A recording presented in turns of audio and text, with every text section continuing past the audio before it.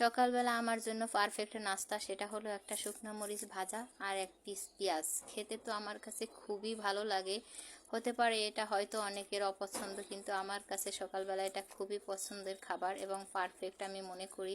তো এক পিস শুকনো মরিচ ভাজা আর একটা কাঁচা পেঁয়াজ, এটাকে আমি কি মনে করে খাই জানেন?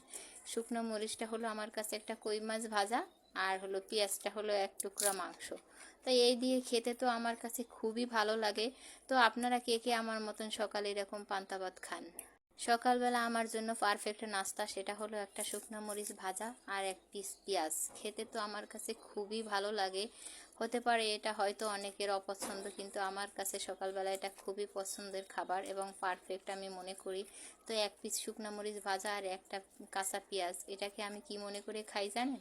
শুকনো মরিচটা হলো আমার কাছে একটা কই মাছ ভাজা, আর হলো পেঁয়াজটা হলো এক টুকরা মাংস।